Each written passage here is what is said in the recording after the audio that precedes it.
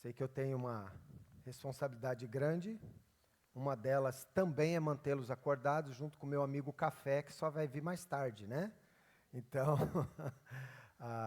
muito bom estar com vocês aqui, uma alegria e que privilégio, não é? Podemos nos ajuntar em nome do Senhor Jesus e estudarmos um pouquinho a palavra de Deus e nesse tema que realmente é o assunto, né? A área de ministério que Deus tem nos dado ao longo de alguns bons anos. E sempre temos mais a aprender e muito temor a Deus para poder falar de aconselhamento bíblico. Antes da gente entrar nos assuntos aqui, deixa eu ver, eu sei que tem alguns irmãos aqui que fizeram um curso na Palavra da Vida. Quantos de vocês que estudaram lá fizeram a matéria de aconselhamento bíblico? Pronto. Só 2, olha só, tá bom. De repente eles vão me ajudar aqui também depois, tá? Mas também pode ser que vai ser bastante revisão para vocês. Vamos lá, vamos falar do aconselhamento bíblico. E o que nós temos agora, basicamente, é uma introdução. Acho que daqui a pouco aparece uma imagem ali. E eu quero fazer uma afirmação que, na verdade, não é minha, mas eu tive que estudar para poder ganhar convicção sobre esta afirmação que vocês vão ver logo mais. Tá? Na verdade, eu posso falar isso, então vamos ver aqui. Poxa, que legal, aí ficou bom, está melhorando. Só que acho que não está, eu tenho que apontar para frente e estava ligado, eu desliguei.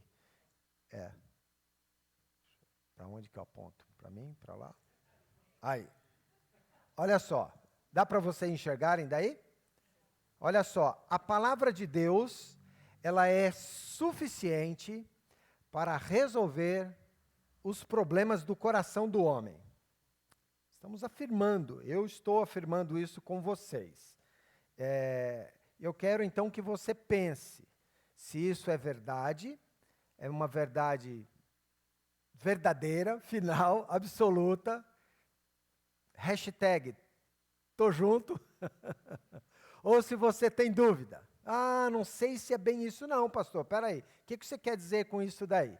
Então nós vamos conversar. Mas antes disso, faz de conta que você está na sala da sua casa. Podemos pensar assim, né, pastor Nelson? Se você falar, pastor Paulo, deixa eu fazer uma pergunta, então você vai levantar seu braço. É melhor que a gente converse muito mais do que eu simplesmente jogue tudo que eu trouxe aqui. E, aliás, segundo o pastor Nelson, o horário de hoje era só uma sugestão. Eu não sei, espero que você não tenha um compromisso imediatamente no horário cravado, né?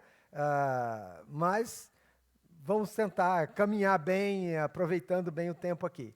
Então, fica tranquilo. Não precisa ficar tenso aí não, tá bom? Somos todos alunos, estamos na sala da sua casa, você nos convidou e nós queremos conversar sobre esse tema bem importante. Já deu tempo de você pensar de novo na afirmação ali? Olha, a palavra de Deus ela é suficiente. Se falar totalmente suficiente é redundante, não precisa, porque é algo suficiente, você fala, me dá um copo d'água, aí enche o copo e fala, é suficiente. Se tem água, está cheio o copo, é suficiente. Não precisa mais. Né? Então, ela é suficiente para resolver as questões, os problemas do coração do homem. O homem no sentido genérico. Hoje a gente tem que explicar, né? No sentido ser humano, no sentido pessoa. Você concorda com isso? Não? Deu para pensar um pouquinho? Alguma questão em cima disso?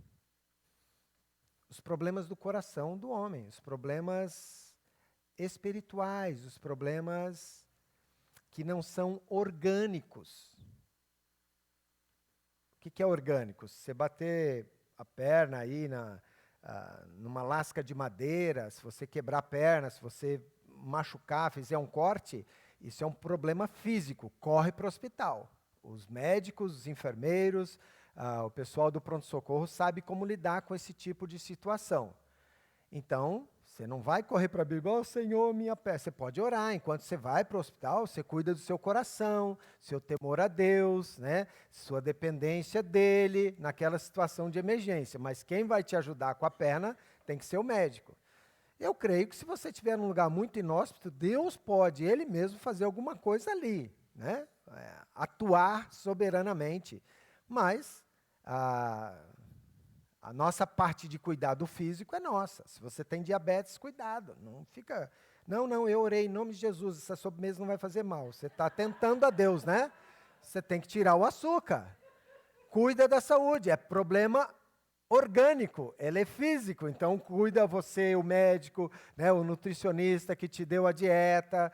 Mas se é do coração, se é uma questão da alma, se é uma questão da mente, olha, 3 palavrinhas: coração, alma e mente.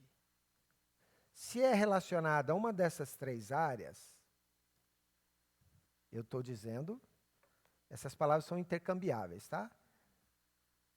A palavra de Deus, ela é suficiente para resolver. Um pouquinho mais claro agora? E aí, continua junto? Estamos juntos?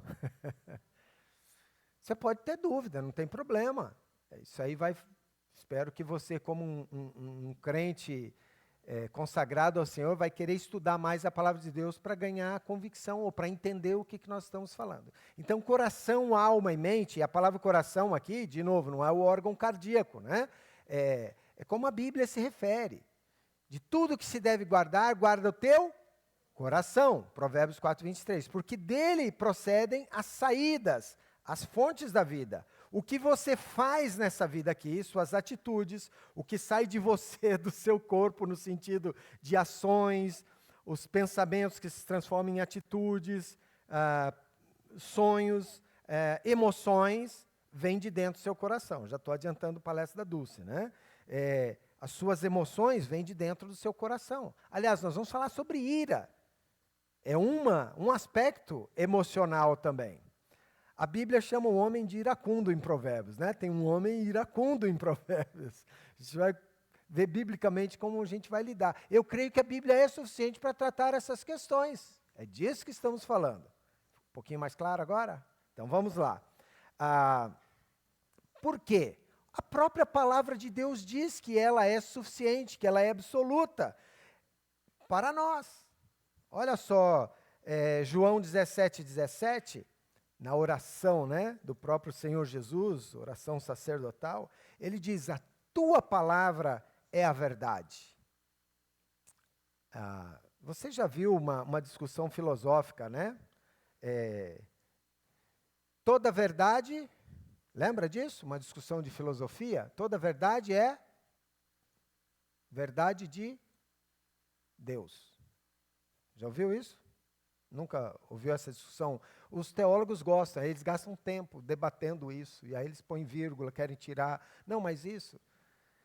Eu diria, primeiro eu preciso definir o que é essa verdade que eu estou falando. Toda verdade é verdade de Deus? Aí você ouve uma fake news, você acha que é verdade, fala, pronto, isso é verdade de Deus. Você vê aí o problema?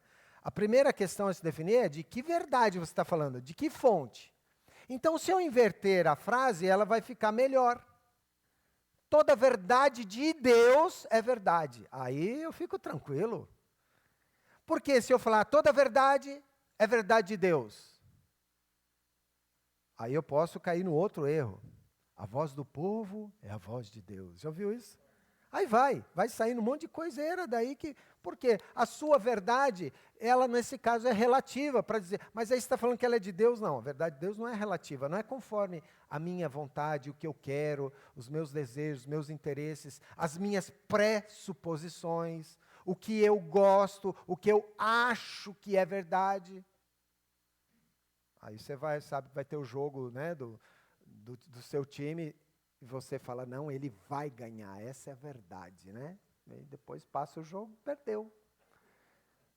Você se iludiu. Acaba sendo assim quando a gente acha que toda verdade é verdade de Deus.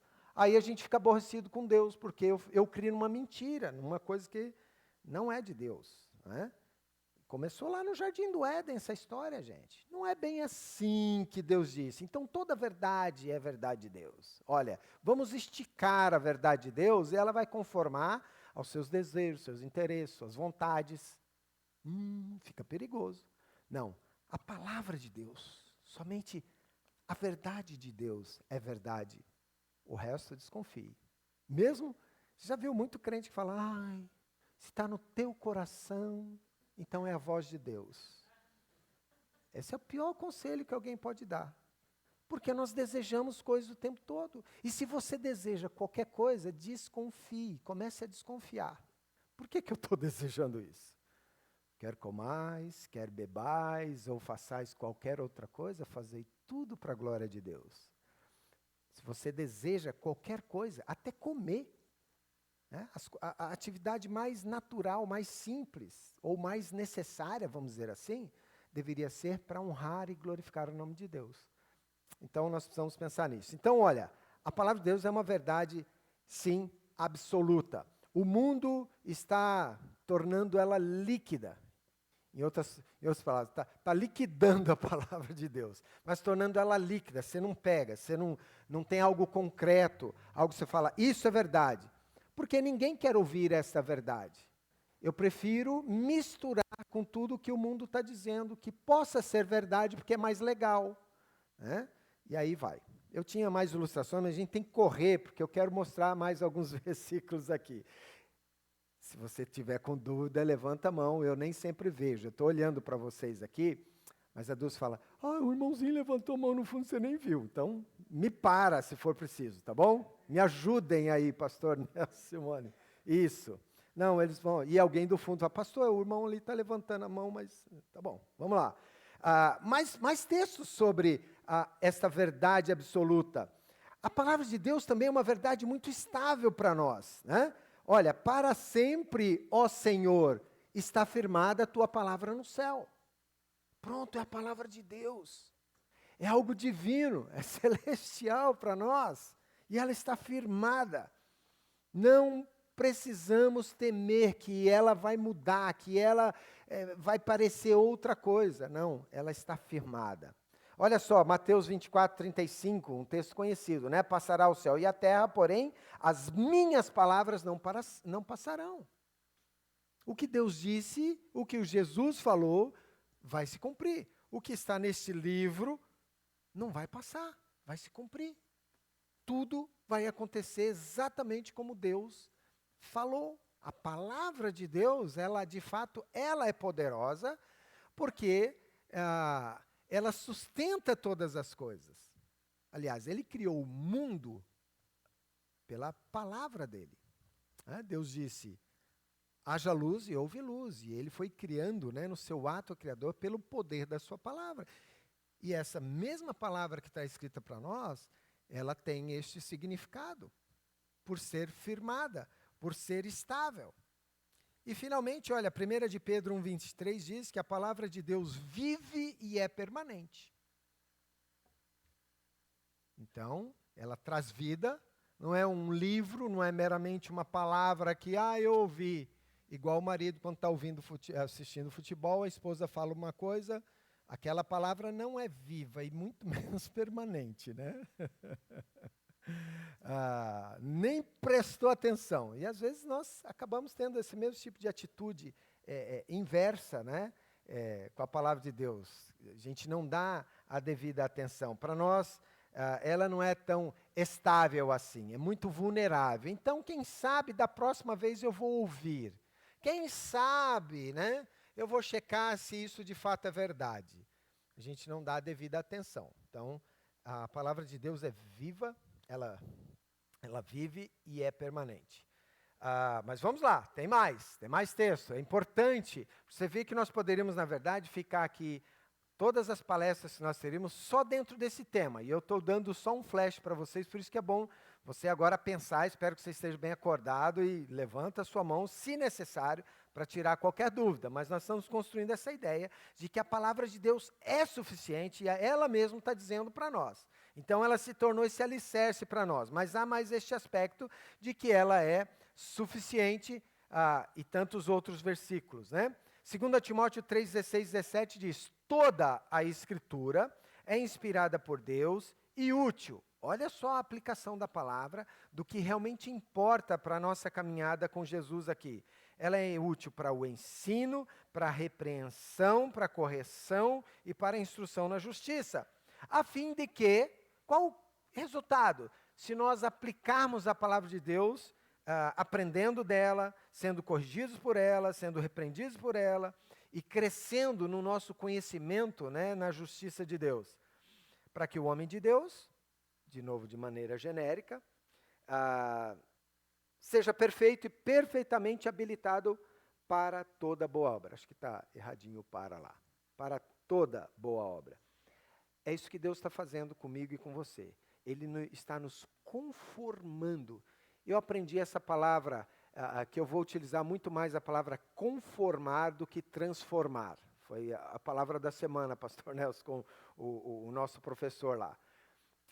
De fato, estamos sendo moldados, sendo conformados à imagem de Cristo. Esse é o plano de Deus para todo homem e mulher que um dia conheceu a salvação, conheceu a palavra, né, se entregou a Cristo Jesus, nasceu de novo. É isso que Deus está fazendo. A palavra vai nos conformando mais e mais. Ela tem esse poder, né, de trabalhar em nós, de trazer essa transformação, mas nos fazer conforme a imagem do Senhor Jesus. Estamos juntos? Por isso, o texto está falando. Ela é útil para isso. Ela não tem outro fim. A Bíblia não é um manual científico. A Bíblia não é um manual de como ser melhor pai, melhor mãe, melhor filho. A Bíblia revela a pessoa de Deus, o seu caráter, mas também o seu plano. E quando você entende isso, aí você vai chegar à conclusão e o que ele ensina, que é a maneira de você caminhar. Se você é pai, como ser um bom pai.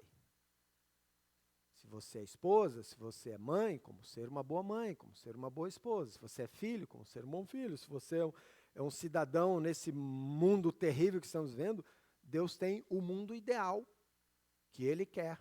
E Ele vai nos usar para começar a viver isso até o dia em que o reino dele fica estabelecido de uma vez por todas. É assim, tá? Mais um versículo, então. Esse texto eu estudo bastante para entender cada vez mais, embora ele pareça tão óbvio, que é 2 de Pedro 1 e 2, olha. Graça e paz vos sejam multiplicadas no pleno conhecimento de Deus e de Jesus, o nosso Senhor. Então, há uma saudação e que, ele fala aí, né? Graça e paz sejam multiplicadas no pleno conhecimento de Deus e de Jesus, nosso Senhor. Como é que nós conhecemos mais a Deus? Sim, existe um aspecto experimental. Você ouve falar que Deus é amor, e durante a sua caminhada, durante a semana, você experimenta isso, de ver o cuidado amoroso de Deus. Claro, todos nós já experimentamos que Deus é amor, se um dia aceitamos a Cristo como Salvador. Ele já mostrou isso na cruz. Mas você pode ver também de maneira muito prática, Deus demonstrando o amor dele e o cuidado por você durante a semana, numa situação específica. Então, como é que você conhece mais sobre o amor de Deus? Como é que você sabe que Deus é amor? Né? Pela palavra, o que já foi revelado. Então, Deus revela a si mesmo, né? Nas Escrituras. O Senhor Jesus se revela a nós. O seu plano, a sua vontade. Ele revela a sua pessoa, o seu caráter. E através, então, desse conhecimento, nós passamos a experimentar essa verdade que a gente aprendeu da palavra. Aí ele diz assim, olha, visto como pelo seu divino poder, nos têm sido doadas todas as coisas que conduzem à vida e à piedade, pelo conhecimento completo daquele que nos chamou para a sua própria glória e virtude. Olha só, novamente, ó. Então ele enfatizou a ideia aí do conhecimento, mas Deus, pelo seu divino poder, já nos deu todas as coisas que nós precisamos. Você já tem acesso a tudo, todas as coisas, para viver essa vida aqui de maneira que Deus seja agradado. Você não precisa mais nada. Se você tem acesso à palavra, ao conhecimento, já foi doado para você. Ó. Te conduz a uma vida de piedade, é isso que Deus quer.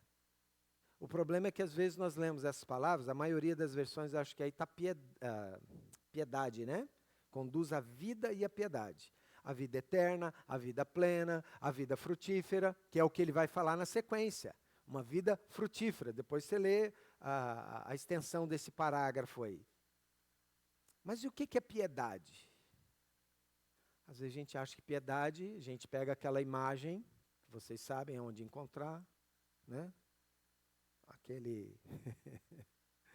Aquele santo replicado, né? Em gesso ou numa figura. Então, vocês já viram Paulo piedoso? Né? Aí você faz a cara de piedade. Não é isso, né? Alguém quer me ajudar? O que é piedade? O que é uma vida piedosa? Devoção. Joia, isso mesmo. Devoção a quem? A Deus, sem dúvida. Se você se devota a Deus, se você se entrega a Deus, e quantas vezes? Como que é para ser essa vida piedosa? O tempo todo. Com tudo que eu faço, com tudo que eu penso, com tudo que eu tenho, com tudo que eu sou. O problema é que nós retemos muitas das coisas, achando que eu não vou entregar tudo para Deus. Não, mas Deus te quer por inteiro. Deus não quer parte. Ou você é todo do Senhor, você não pode servir a dois senhores, e a comparação lá é din-din, né, que é um Deus forte, poderoso, porque ele compra. É o primeiro Deus comparado na Bíblia. Mas o Deus que enviou seu filho, seu único filho, um bem muito, infinitamente mais precioso foi te dado. E a gente diminui, né, toda essa preciosidade de Deus e não é tão devotado assim. Então, se você quer ter essa vida, a palavra de Deus, pelo poder dele, já foi nos dado pelo conhecimento completo, para a sua própria glória e virtude, é para a glória de Deus. Não é para você se sentir melhor, não é porque você vai ter uma saúde melhor, não é porque sua conta no banco vai ficar mais recheada se você fizer isso para Deus. E eu diria que quase que pelo contrário. Se você decidir ser piedoso de fato, você vai ser mais importunado. Em primeiro lugar, pelas hostes demoníacas. O diabo não gosta disso, ele é o inimigo número 1 nosso. Ele vai bugar a sua vida, ele vai botar tudo para atrapalhar você, se você de fato se consagrar e se devotar ao Senhor. Essa é uma realidade. Temos que tomar cuidado com os exageros, mas ele existe e ele tem seu plano. E, infelizmente, muitos crentes não estão abraçados a essa verdade de viver uma vida piedosa, porque nem se importam com a palavra. Essa é a verdade. E aí entram no desespero, acho que existe uma receita mágica de estalar de dedos que tudo vai se resolver na vida. Ou eu creio que a palavra é suficiente e só ela se torna um remédio, mesmo nas horas que eu não fui tão piedoso e que eu reconheço, então eu volto. Senhor, não fui piedoso, me ajuda. Me meti em problemas, estou numa enrascada. Olha o que está acontecendo na minha vida. E aí entra a graça de Deus, mas também Deus quer ver arrependimento. Né? Em primeiro lugar, o reconhecimento, você se humilhar, reconhecer, e aí então você fala, tá bom, Senhor, eu preciso despojar, eu preciso renovar o meu entendimento, e agora eu preciso revestir dessa verdade. Então arranca o que está errado, o que está ruim, e agora coloca a palavra de Deus. Qual é o princípio que Deus quer que você comece a viver? Coloca, não, o certo é fazer assim. Ah, não é para mentir mais, então é para falar a verdade. Arranca a mentira da sua vida, vê os momentos que são gatilhos, né, de mentira, que você é tentado a mentir, para de mentir, fala, tem que falar a verdade, por temor a Deus, por amor a Deus. Você sabe o que você tem que fazer, mas agora você tem que falar a verdade, que é o revestir. Não adianta só saber que eu tenho que falar a verdade. Eu preciso praticar o falar a verdade. E assim vai.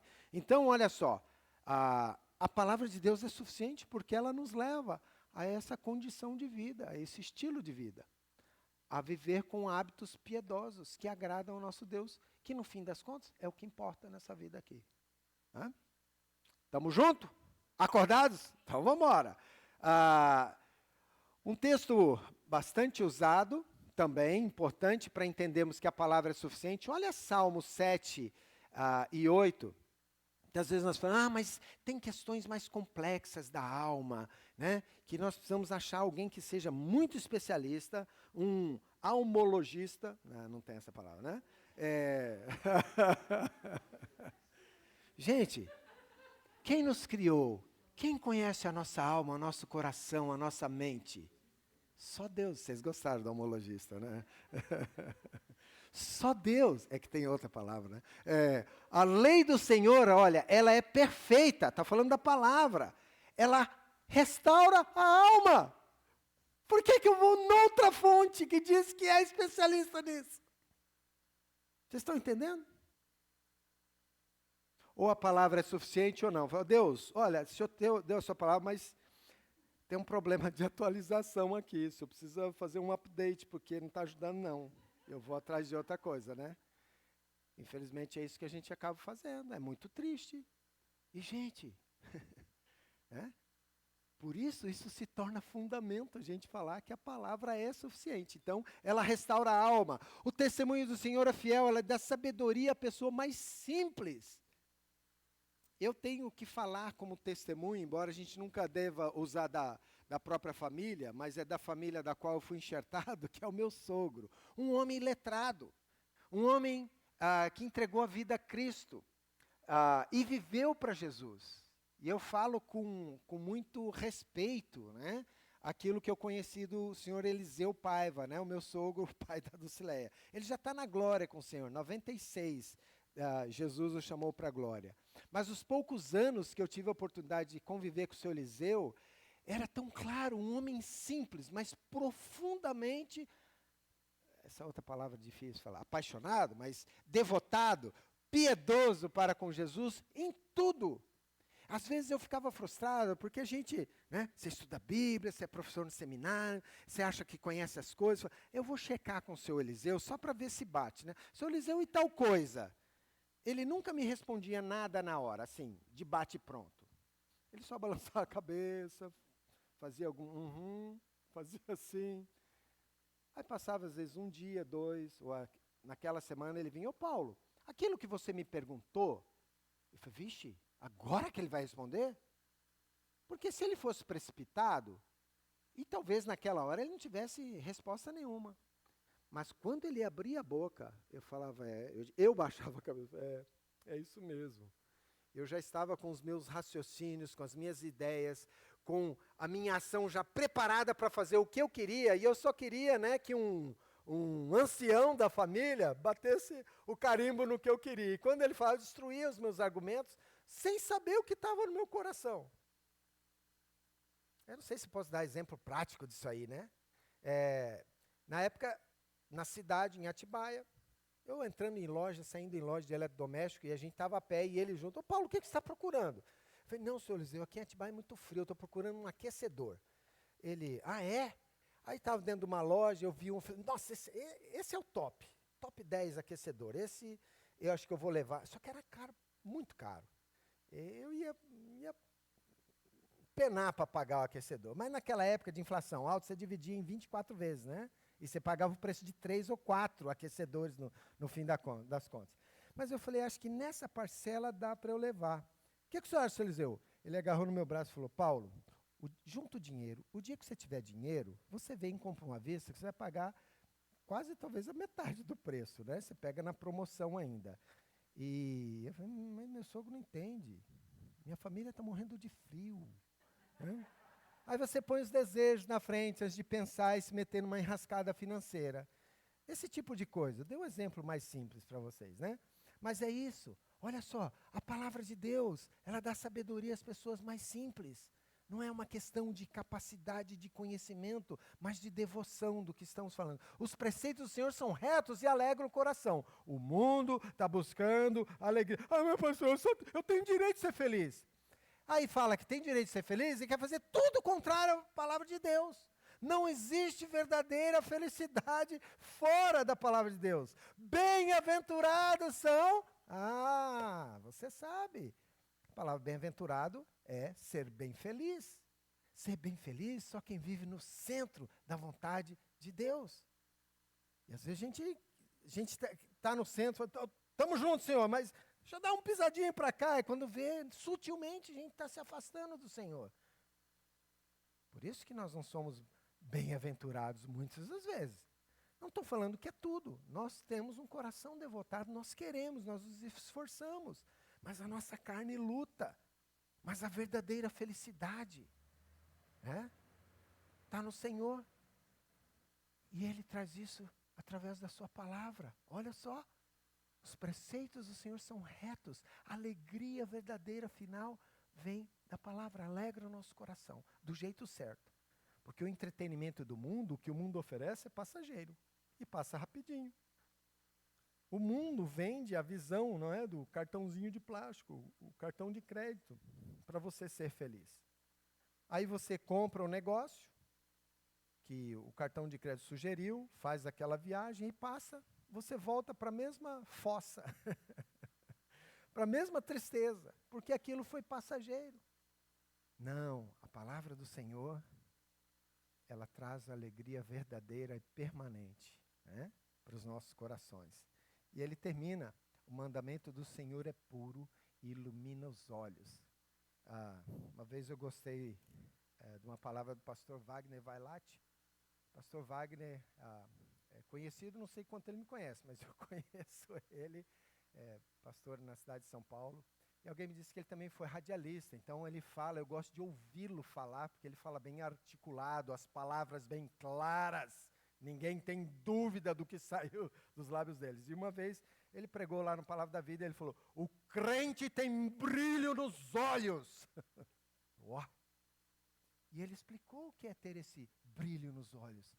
É Jesus, a palavra ilumina os nossos olhos, nos dá o entendimento que precisamos, mas o coração alegre aformoseia o rosto, porque os olhos enxergaram o que o resto do mundo que está na escuridão não está enxergando.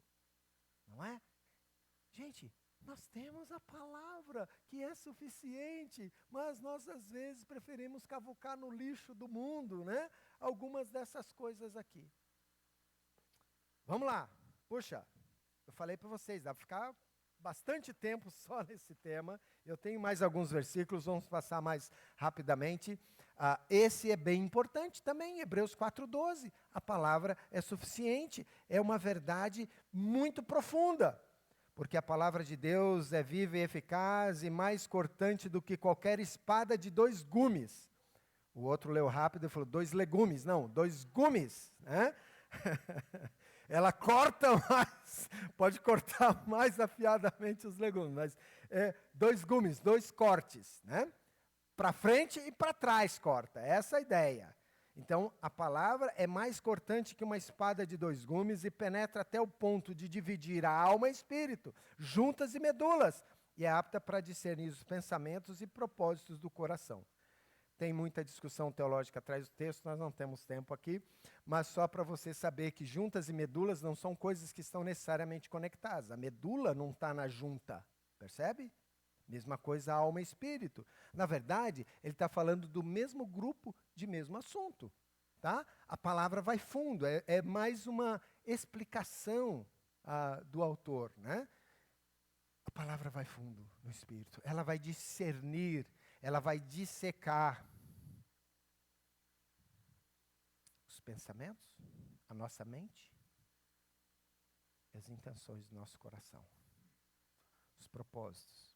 Por que você faz o que você faz? Por que você quer o que você quer? A palavra de Deus chega a fundo nesse nível. Se eu for tentar dizer qual é o propósito do seu coração, eu posso cair num julgamento e julgar você. O livro de Provérbios fala, né, que só há um que conhece completamente o coração do homem, é Deus. Mas aí ele fala, não, Deus conhece, mas o dono do coração também sabe por que ele faz o que ele faz. Então você também conhece seu coração. Mas Provérbios vai ensinando e ele fala, o sábio, ele tem uma ideia do que está no coração dos outros homens. Porque no fim das contas, você mostra para as pessoas. Por mais que esteja oculto lá, você acaba mostrando o que está lá dentro. Os seus desejos, suas vontades, eles acabam se transformando em palavra ou em atitude na sua vida. Um indivíduo que é fanático por uma coisa só, ele vai falar só daquilo, e no fim ele só pratica aquilo. Ele acaba ganhando apelido porque ele só faz aquilo. Não é? Seja lá o que for, se for coisa boa, for coisa ruim. Mas a palavra de Deus é que chega a fundo. Então, nesse sentido,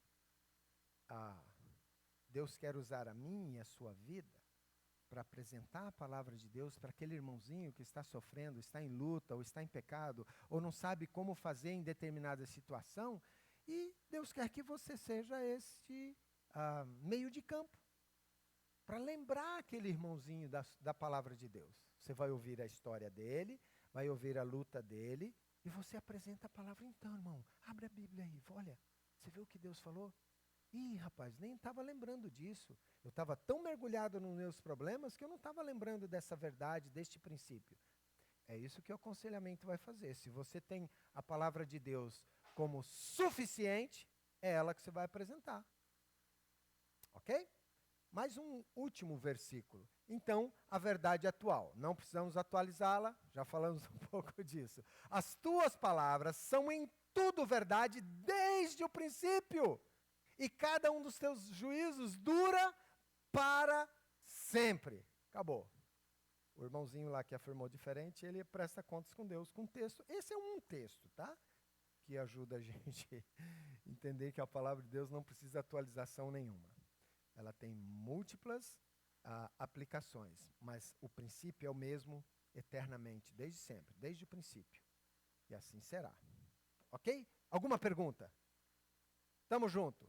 Dá para fechar o pacote de que a palavra de Deus, a Bíblia, as Escrituras Sagradas, ela é totalmente suficiente. Ela é suficiente para resolver os problemas do coração do homem, do ser humano ou da pessoa.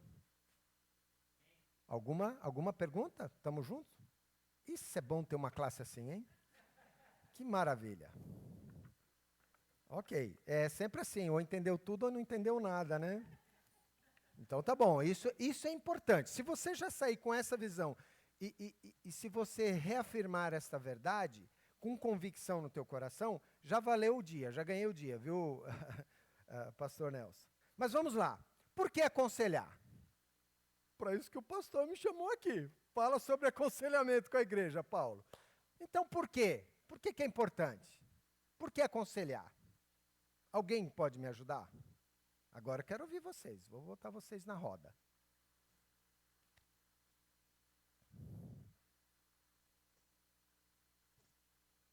Às vezes, eu sempre falo que às vezes tem a Dulce, às vezes dá a resposta do boi para mim, para as perguntas que eu faço para ela. Resposta do boi.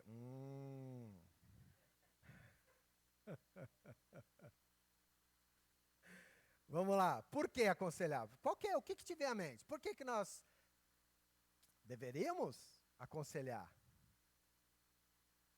Tem uma necessidade? Não tem. Bom, alguém está falando. Oi? Porque existe uma necessidade. Por que aconselhar? Porque tem uma necessidade, não é isso? Precisamos ajudar. Joia, é isso aí. Por que aconselhar?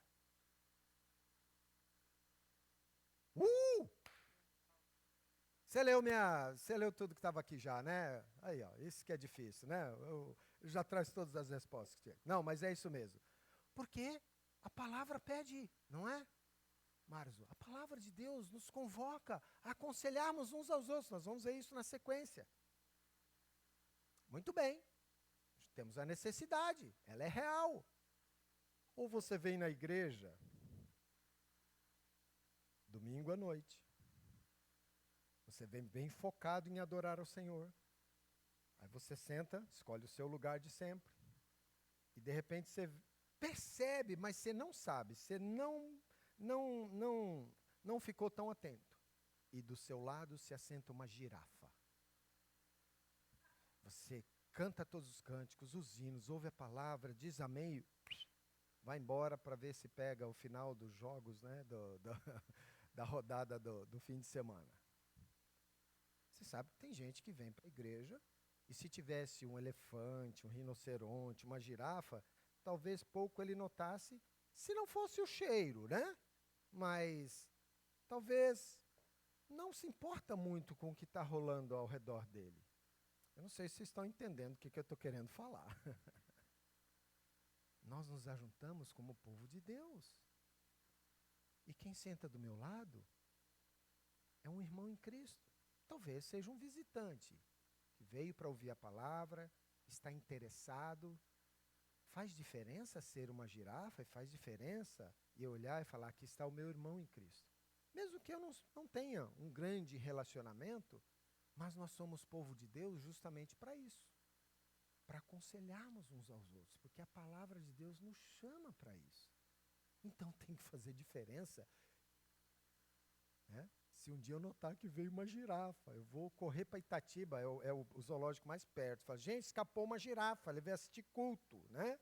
Não é girafa, não. Veio, tem gente diferente, tem gente chegando, tem um irmãozinho, tem alguém que está sendo evangelizado, alguém que está interessado, ou é meu irmão em Cristo. Ai, mas aquele irmão é mala, pastor. A gente começa a botar os rótulos, não é? Mas eu gostei da definição, só que isso só funciona em inglês, né? Boa parte do que nós fazemos, que o nosso foco é Jesus, não é? Quando nós nos reunimos para adoração, também é comunhão com Deus e comunhão com os irmãos. E a palavra em inglês é fellowship, que o professor, eu tive aula essa semana toda, ele falou, companheiros do mesmo navio, ou seja, estamos no mesmo barco, né? Ship, navio. Então, estamos no mesmo barco, estamos juntos. E a palavra de Deus tem esse chamado para nós. Então, nesse sentido, o que seria aconselhar? Essa é uma definição antiga, na verdade, ela é do Wayne Mack, que o professor Davi Smith, meu professor, trouxe para nós na época. É o ministério de um indivíduo, não está falando que é do pastor só, é do indivíduo, de um crente. Esse indivíduo é o crente, o salvo, o nascido de novo, né?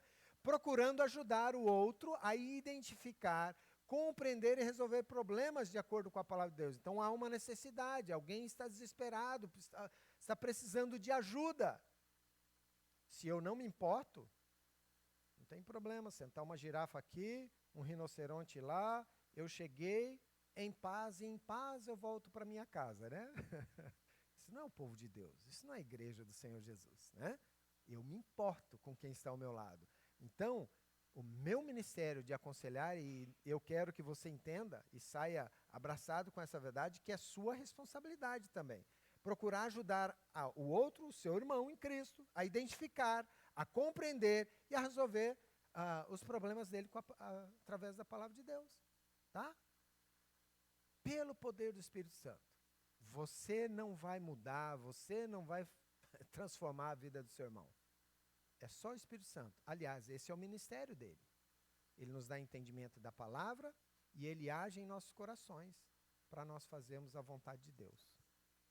Se não há quebrantamento, se eu não deixo o Espírito agir, nada acontece. Você ganha conhecimento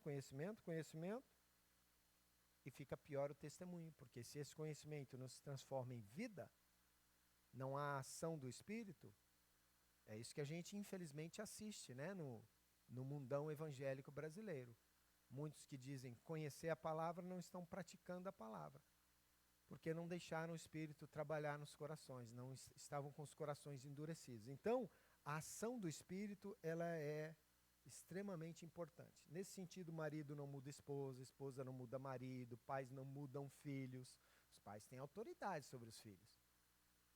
Mas o caráter, né? Eles vendo, filho olhando para o pai e a mãe, que são os primeiros exemplos, eles também veem a importância de adoração a Deus, de estudar a palavra, e são quebrantados pelo próprio Espírito. Papai e mamãe têm papel importante, mas o trabalho final é o filho com Deus, não tem como. Né? Tudo para a glória de Deus. Se o alvo final não é uma mudança para que Deus seja agradado, é que às vezes a gente acha que a palavra glória é só para os anjos, né? Glória, glória, é lá, glória. Aí eu não consigo glorificar, então. deixa para os anjos fazerem. Não. Troca a palavra glória, em termos bíblicos, pela palavra agradar. E aí faz um estudo da palavra agradar no Novo Testamento, você já vai ver. Né? Tem vários versículos falando que nós devemos viver de modo agradável, uma maneira que agrada a Deus. Agradar e glorificar nesse sentido, na prática da vida, é a mesma coisa. Então, tudo que for produzido é para a glória de Deus, porque Ele é Deus, porque Ele merece, porque essa transformação de vida é o que glorifica o nome dEle. E aí, conforme Efésios diz, nós anunciamos para o resto do mundo, para os principados e potestades, nas religiões celestes, o grande poder do nosso Deus de transformar vidas. Né? E Ele vai nos fazendo cada vez mais parecidos com Jesus. Então, essa é uma ideia. Alguém quer fatiar isso aqui? Quer fazer alguma pergunta sobre o que é aconselhar? Você pode escrever a sua própria definição. Sim, pode dizer. Puxa vida. O intervalo é que horas? Pergunta de $1 milhão. Muito importante essa pergunta. Seriamente, irmão. Quem pode aconselhar? Nem a resposta do boi eu ouvi, né?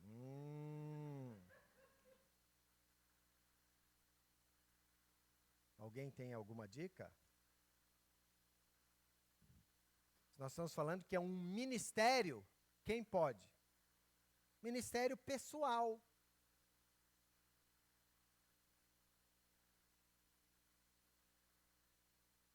Uau!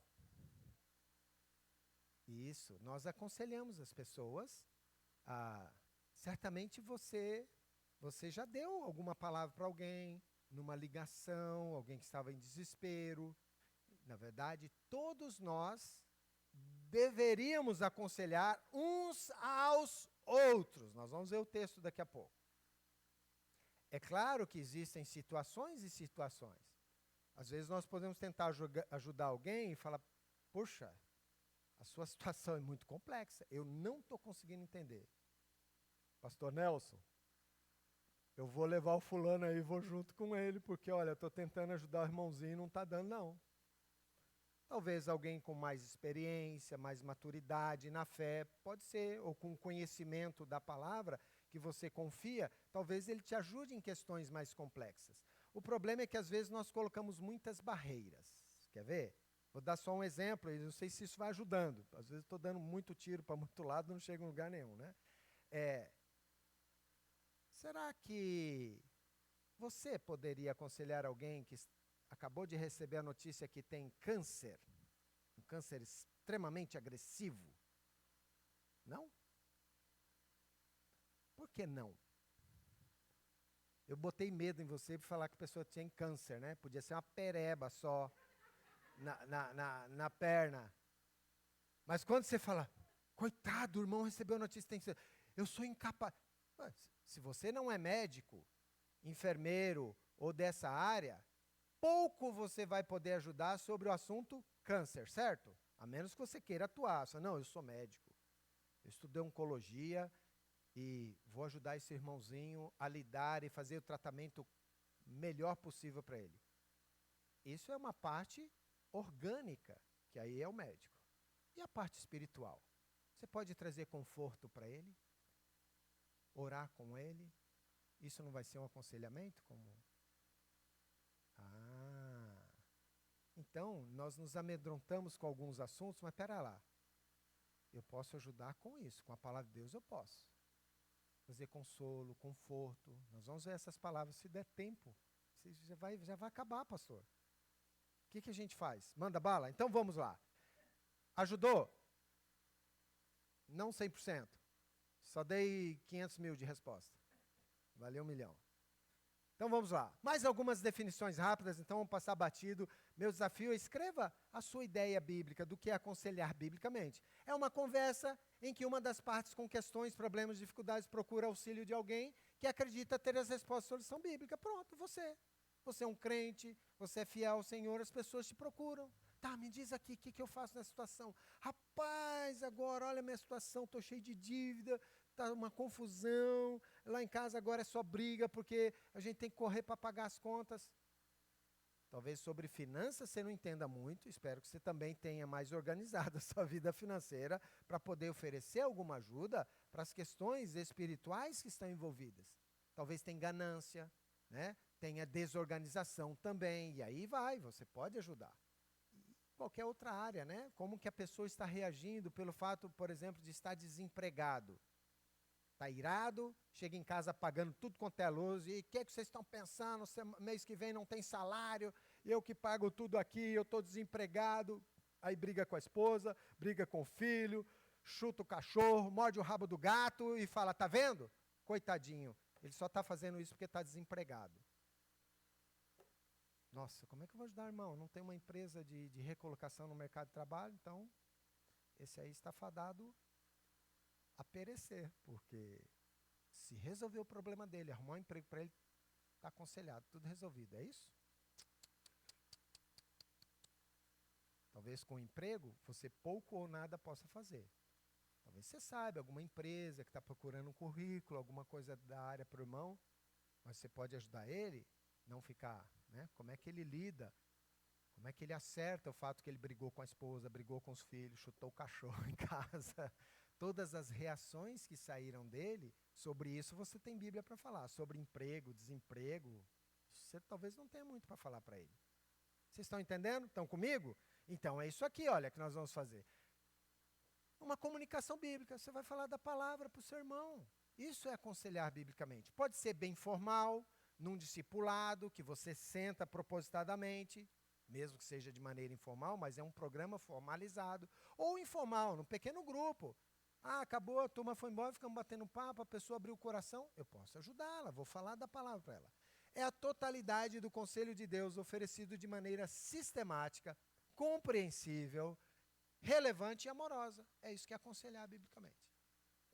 A gente pode fazer no final um PDF, depois o pastor põe lá no grupo da igreja. Eu sei que vocês estão anotando, é bom porque a gente grava também, mas diga.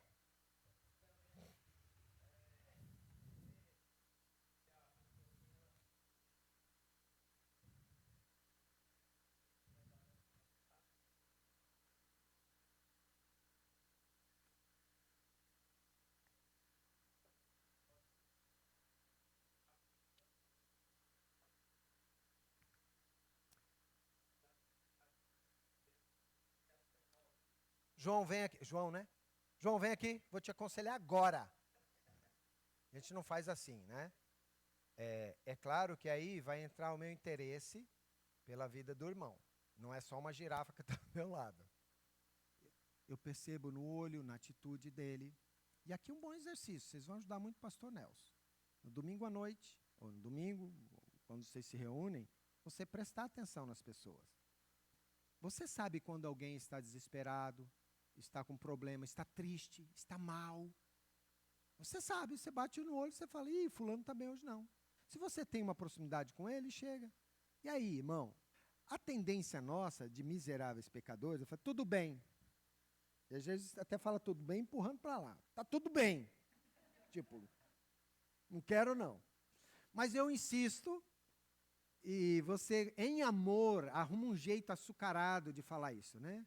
Mas está tudo bem mesmo? Se você faz a segunda vez a pergunta ou de um jeito diferente, mostra que você está interessado em ajudá-lo. E ai de você se você não tiver tempo para dar para esse irmão, porque ele vai querer tempo seu. Não, tá tudo bem não, cara, tá tudo difícil. Que bom que você perguntou, vem aqui, deixa eu falar. O problema é que essas coisas não acontecem porque está todo mundo correndo. Nós temos nossas coisas. Ih, eu já tenho problema demais. Tem uns amigos que soltaram essa. Essa é para vocês acordarem também. Existem dois tipos de problema. Os meus e os que não me interessam. Isso não é para falar. O crente não faz isso. O problema do sermão deveria ser algo para você abrir os olhos e se engajar neste ministério pessoal que Deus quer te dar. Se você não se importa com as pessoas, você nunca vai perguntar. Agora, você não vai forçar uma barra. Não, mas vem cá, eu tenho que te aconselhar. Não, você só ajuda quem de fato quer ajuda. Coitado do pastor, se ele for atrás de todos vocês, né? Não dá, né, pastor? Um ano não dá para ir atrás de todo mundo. Então, se alguém levanta a mão, por favor, e a gente percebe sinais. Então, se o povo de Deus fizer isso, gente, vocês vão aliviar um peso enorme do ministério pastoral, para o pastor investir em tantos outros projetos que existem. Porque, diga-se de passagem, boa parte do ministério pastoral é sugado por conta desse ministério, que é pessoal para todos, acaba ficando só na mão do pastor. Não, o pastor vai aconselhar, e que bênção que ele pode aconselhar e deve aconselhar, mas se o povo de Deus fizer isso e nós ficarmos atentos às necessidades uns dos outros, isso vai acontecer. E nós temos que ser maduros, né, de buscar essa ajuda. Eu não posso forçar, então, a resposta final, não posso forçar, mas eu posso me abrir o meu coração. Tem o texto de Romanos 15:4, que Paulo vai falar disso. Se der tempo, a gente vai chegar lá. E que tal se a gente continuar? Porque eu não bati nem na trave, Nelson. Vamos lá. Aqui, olha, isso aqui eu queria gastar um tempo aqui, mas ele é uma discussão mais filosófica, talvez junto com a pergunta: quem deve ser aconselhado? Se é todo mundo, pessoas que estão no caminho do evangelismo, ainda não são crentes, não são discípulos, eles estão chegando lá, estão no afluente. Aqui são os crentes. Aconselhamento se refere a isso daqui, aconselhamento bíblico. Eu aconselho um crente, alguém que já me manifestou, dizer, sendo um salvo em Cristo Jesus, eu posso falar da palavra de Deus, porque tem a ação do Espírito. O não crente, mas eu não aconselho um não crente, tem um cara lá no meu emprego, ele está interessado, ele está passando por uns problemas. Sim, mas o seu alvo é evangelístico. Porque se você só ficar dando Bíblia para ele, sem apontar para Jesus, ele vai virar um fariseu, ele vai começar a praticar as coisas que você está falando, sem ter Jesus e achando que aquele é o método certo de viver. O que vai acontecer? Ele só vai mais bonitinho para o inferno. Né? Não, você prega Jesus para ele. Então a gente costuma, na linguagem do aconselhamento bíblico, dizer que aqui é evangelismo. Você pode até dizer que você aconselha um não crente, mas o seu foco é que ele venha conhecer Jesus. Mas o crente tem um começo, uma instrução e um término. Eu estou aconselhando o irmãozinho já faz 10 anos. Alguma coisa está errada. Não tem negócio de 10 anos de aconselhamento. Discípulos, todos nós somos. Nós estamos aprendendo como caminhar com Cristo. Do momento da minha conversão até ser levado para a glória. A pregação do domingo à noite, a escola dominical, tudo isso é parte do discipulado que nós estamos recebendo. Às vezes tem um discipulado formal, os novos crentes, aquele grupo pequeno, e tudo bem. Às vezes 1 a 1, não tem problema. Tá? Mas é ali que acontecem as oportunidades também de aconselhamento. Deixa eu ir aqui. Vários textos, depois vocês podem confirmar, eu não vou gastar tempo com eles, que fala da nossa responsabilidade. Paulo escreve para os Gálatas, fala: irmãos, se alguém for surpreendido em alguma falta, vocês que são espirituais. Ele está falando da maturidade cristã. Vocês vão ajudar a restaurar esse irmão com mansidão. Então, pronto. Colossenses 3,16. Instruí-vos e aconselhai-vos mutuamente. Olha só. É para o povo de Deus. Nós, os crentes, ajudamos uns aos outros. É parte da mutualidade. A dinâmica da vida da igreja é mutualidade de aconselhamento. Tessalonicenses, nós já vamos ver bem rápido no outro versículo. É o Romanos 15:14. Meus irmãos, eu mesmo estou convencido de que vocês estão cheios de bondade e plenamente instruídos e sendo capazes de aconselhar uns aos outros. Se você tem a verdade do Evangelho, você é um crente fiel às Escrituras, você tem condições de aconselhar. Se você não se importa com a vida comunitária, você não é fiel na sua vida de devoção a Deus, talvez você não esteja preparado mesmo. Mas isso é um passo para todo crente fiel. Ele já tem condições. Mas eu não tenho PhD em teologia, não posso. Não precisa. Você tem amor a Jesus, você quer ser fiel às Escrituras. Se chegar um momento que você não sabe, procura ajuda. Atrás do pastor, dos líderes, não é? Tira a sua dúvida. Busca instrução para isso. Olha que interessante. Ele fala irmãos, então falando que é para o povo de Deus, a igreja, né? Paulo escrevendo lá essa carta aos Romanos. Se vocês estão possuídos de bondade no coração. Não é só uma girafa que sentou do teu lado e você ignorou, não é? E voltou para casa. Não, tem bondade porque eu me importo com o meu irmão.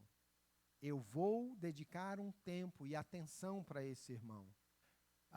e você tem conhecimento, então você está apto, você está capacitado por Deus, pelo Espírito de Deus, para ensinar a Bíblia para o teu irmão. É isso que você vai fazer.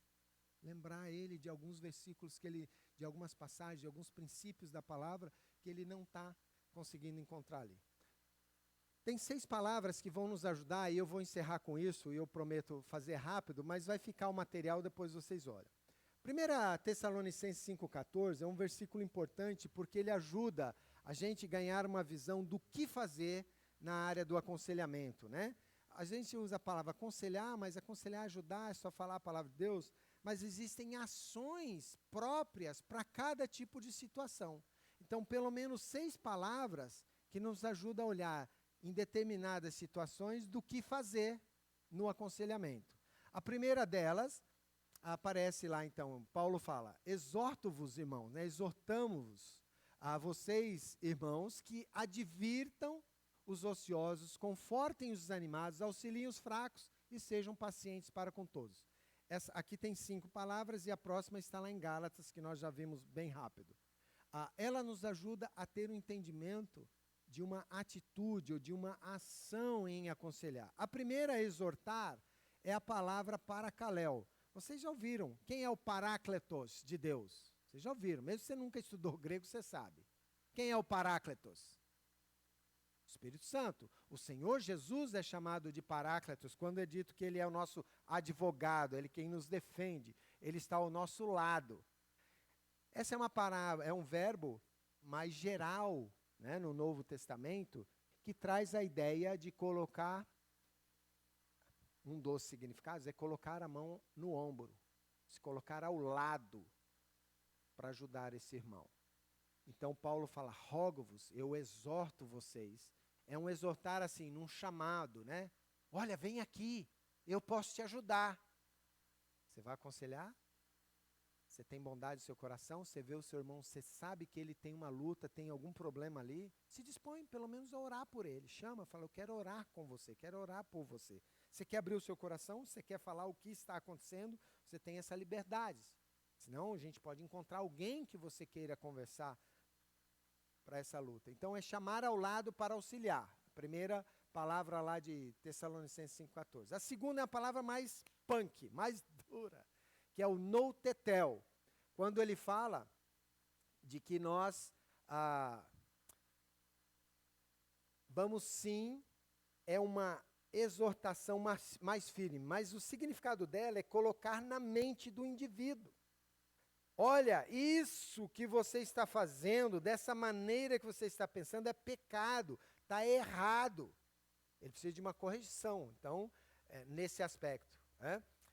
Ele precisa ser advertido, é uma advertência, quase, é o cartão amarelo quase para o vermelho já, né?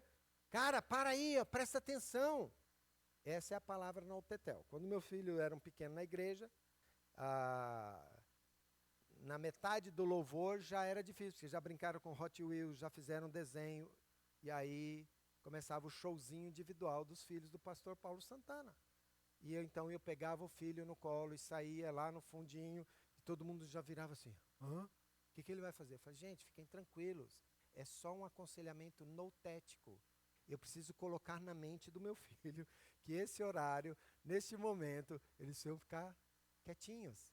Eles têm os brinquedinhos, eles não vão atrapalhar o culto, eles não vão dar showzinho. Então eu preciso pôr na mente que tem um músculo que liga, né, um nervo que liga dessa parte aqui a essa daqui, para ele associar. Então era a maneira de colocar na mente deles, né, aquela advertência. Lembra o que o papai falou, o que a mamãe, o que nós combinamos antes de sair de casa? Essa advertência. Então, se o indivíduo é insubmisso, como o texto está falando, ele precisa dessa advertência. Para. Resolve assim. A outra palavra é muito legal. Paramitelmai. Significa falar bem de perto. Quem que o texto está falando para falar bem de perto? Com alguém que está? Olha só. Confortem os desanimados. Fale bem de perto com quem está desanimado. Passou por uma dor, um sofrimento, né? Tem uma parte de consolo. Paracaléu tem consolo, mas aqui é mais, qual é a palavra? Mais terno, mais Você chega no ouvido e fala, vou orar por você. Você sabe que a pessoa está em sofrimento. Ela precisa de conforto, ela precisa de consolo. Ela está passando por um momento de luto, você fala, e aí, irmão, fica firme, em nome de Jesus. Você grita, né? Olha que interessante a palavra, você falar bem de perto. Falar bem de perto é falar suave. Você traz, né? Você traz essa palavra de tranquilidade, de confiança, né? É essa a ideia aqui então, falar bem de perto com alguém. A outra palavra, anterromai. Essa é a próxima palavra da lista lá. Auxilie os fracos. O indivíduo é fraquinho, ele é fraco na fé, talvez novo na fé. Talvez ele está há muito tempo na igreja, mas não tem crescido, infelizmente, atrofiado em Cristo, ele é fraco. O que você faz com o fraco? Você apoia. Vem aqui, irmão, vou te ajudar.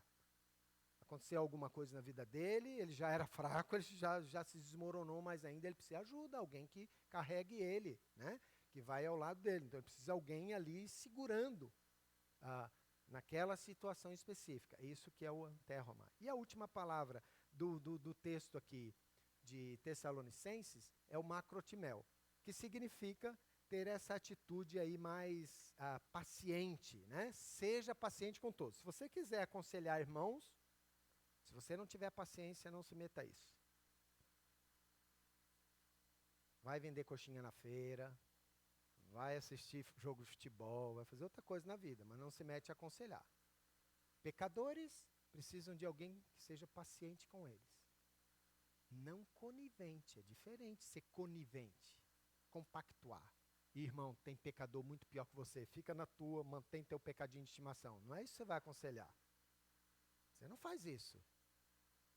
Né? Você fala, olha, irmão, eu sei que é difícil, é uma grande luta para você, mas vamos orar e você precisa tomar atitude. É isso que você faz, você fala em amor com ele. E a última palavra está lá em Gálatas. Tinha a paciência ali, ó, esperando. Dá o tempo, mas não é demais, né? Você tem um plano para aconselhar. E a última palavra é o catartizo, que está lá em Gálatas 6, né, que nós lemos. Você vai corrigir esse irmão. A palavra era uma palavra médica, muito usada na época, no aspecto mais da medicina. Um osso quebrado, você não consegue andar. Você quebrou a perna, você está mal, você não põe a perna no chão. Você precisa engessar, ficar um tempo engessado, esperar calcificar, aí tira o gesso. Uau, agora tá bom. Aí, mesmo que você dá uma puxadinha na perna, depois tirou o gesso, mas você faz a fisioterapia, já está bom. É essa a ideia de restauração aqui, de corrigir o que não está certo, tá? Repara o que está errado ou quebrado e restaura a sua utilidade planejada. Completa o que está faltando. Né? Nesse caso, não tem um dano ou erro material.